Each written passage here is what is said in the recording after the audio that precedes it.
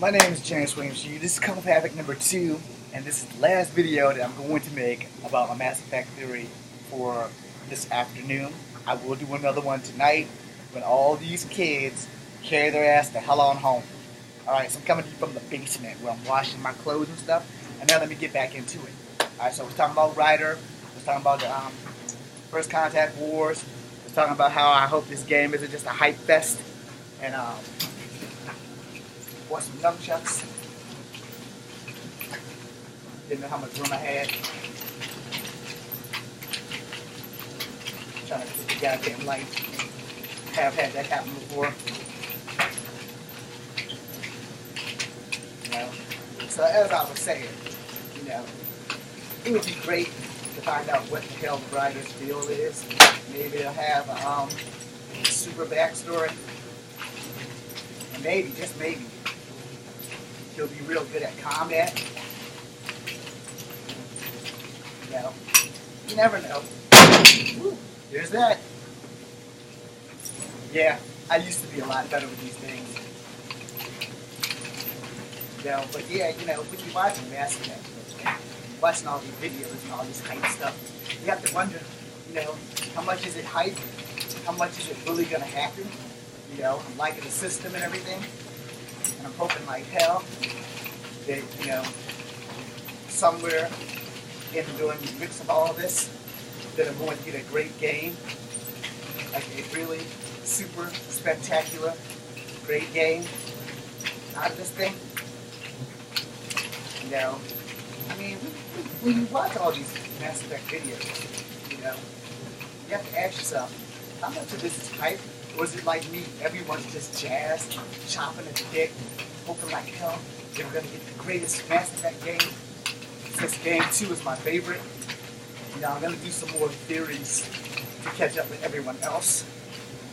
Because, you know, working nunchucks is a hell of a lot easier than trying to collect a theory in Mass Effect. Now, you know, Carl Douglas was talking about Quarians and how much he wants them in there. We already confirmed that there's a Solarian pilot, and that there's a Krogan, and that there's a female Turian, and they're talking about relationships are being better. So I guess that means more sex scenes. I don't really know. Hopefully. You know. I'm not saying that they should walk around nude or anything, which would also be cool. Who doesn't like looking at nude women? Even women like looking at nude women. Men, we just like looking at nude women. You know. But, you know, when you think about it, it seems to be a pretty good hype job, sure. But they did the same thing in Mass Effect 3. Hyped it up with these mad promises, then some idiot leaked it, so they gave us these 4 bogus BS endings. And you know, even before it got to the PlayStation 3, the uproar on that shit was horrible. So I don't want a recreation of Mass Effect 3, at least ending-wise. You know, I want it to be as hyped as it is. I want it to believe the hype. I want to be able to breathe this thing, eat this thing, sleep this thing, and not have too much words.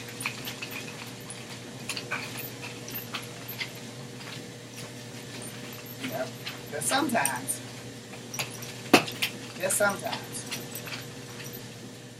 we get fed the hype, and then we're screwed. You know, sorry, I lost concentration because I got thinking about being screwed by playing this game. But anyway, as you guys can see, I can bust nunchucks out like a motherfucker, but that's not the point. The point is we're talking about Mass Effect, and I also think that Carl Douglas was hitting on the money. We should have more hand-to-hand combat, and it might be because I'm a soldier, or a former soldier, and these dog tags are real. I earned them at Fort Benning, Georgia, you know, but I think that there should be more hand-to-hand combat in Mass Effect, and not cutscenes like when you fought the Shadowbird, where you have no control over that. You know, I think that there honestly should be an attack button or two, you know, kick, punch button, combo, as well as your shooting button, because you know you use the R2, you know, the R1 and the R2 for the PlayStation to aim and shoot.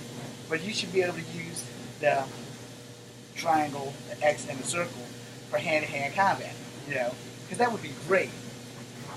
And the thing about that is most people like hand-to-hand combat, and I think that you should be able, as a soldier, because trust me, being face down in the army, they do teach you combatives, and all soldiers are taught combatives. Whether you are an Alpha or a Bravo or a Delta, you will learn combatives. It is not an option. You cannot escape combatives. So why is it that all the combatives are just cutscenes? The combatives, you should be able to control the combatives. You got the biotic charge of your Vanguard. So, you got the ground punch of your Vanguard. And if you're an infiltrator, you have the invisibility. And then the only thing in 3 that you had was that you could snatch people up and stab them with the Omni Blade. So hopefully they've improved that. Now, moving backwards, I had heard a rumor. Don't know if it's true, it's just a rumor, so we're going to keep it as a rumor, that they're planning on remastering the whole trilogy for the PS4, I think. I think they've already done it for the Xbox One, the Xbox 360. I don't really know because I'm not an Xbox fan. I don't hate Xbox, it's just not for me. Just like a lot of you guys out here are Xbox players. You don't hate the PlayStation, but it's just not for you. I am not judging, so don't judge me. I think that if they remaster it all, but like literally remaster it, not just like, oh, we're just gonna backwards compatible. No, remaster means completely redo the whole damn thing. So if they put 3's combat in game 1 and game 2 and had the Omni Blade in all of them, I think that's really all they need is like more combat with less overheating the guns. That thermo clip shit is off the chain. I need that. When I'm in the middle of a firefight in game 1 and I have to switch weapons because all of a sudden the damn gun is overheated, personally, I'm going to call bullshit on that. Because that's bullshit. In real life, unless you have the 240 Bravo, that barrel and that gun does overheat and it bends, so you have to switch it out. But in most of your other weapons, like in your M4 and shit like that, the barrel heats up, but you don't have to switch out. And you can, once you change your clip, you can still continue with combat. Where if you in the 240 Bravo, when you set that thing down on that mountain, you start spraying, that barrel heats up because that thing's like, yay, so many rounds a minute. I used to know the exact thing because I had to like disassemble it as part of like the quiz that we had to take in the infantry. But once that thing starts spitting all these rounds out, that barrel gets pretty freaking hot. It gets white hot. So, you got to switch that shit out. That's what the extra handle for. When you release the switch, you swap out the barrel, you put the other barrel back in, you pop it back in and put the thing back in there, and you can start shooting again. And while that barrel is cooling off, you can't touch it because you can bend the barrel and fuck up your whole day. So, in real life, very few weapons overheat. But I know for a fact that damn saw overheats. And that 240 Bravo, both of those are basically the same gun, but they overheat. So if you're using that gun, that's different. But every gun you have in your arsenal in Mass Effect 1 overheats, and your shotgun, you get like maybe 2 shots, overheat. You get your sniper rifle, you get like maybe 3 shots, overheats, or you're out of bullets.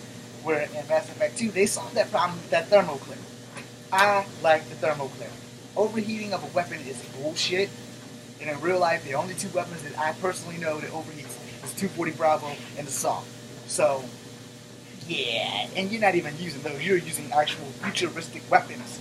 That you think that wouldn't be an issue in the year 2184. You think they would have solved that problem before they send you out into combat. You know what I mean? So, especially since you found one of those old machine guns in the archives after you do the Shepherd's Apartment thing. So you would think that that would be the case. Also, while I'm on Shepherd's Apartment, that you got games, either in the PC or the Xbox. I know it's not for the PlayStation specifically, but if you are a colonist or a spacer, Shepard has an apartment that you can go in and explore, where in the PlayStation, no matter which game you have, Shepard does not have an official home. And the thing about that also, you don't ever go take a nap in the Normandy until like the 3rd game. You don't ever just go lay in the bed and take a nap. But in the Normandy, on the 3rd game, you've slept at least 3 times. Every time you've gone to sleep, it's been a nightmare. So, that's not cool. they should probably allow you to go sit down and then fall asleep and then have the nightmare. If you're gonna remaster it, talk to somebody who has some legit tones or claims on stuff like that. You know. So, what do you guys think? Leave me some comments. If you're a Mass Effect fan, you know, hit me up and let me know what you think. Like I said, I'm gonna theorize later tonight when there are less people here, less noises, less distractions, and no nunchucks. Yeah, because I won't have any room.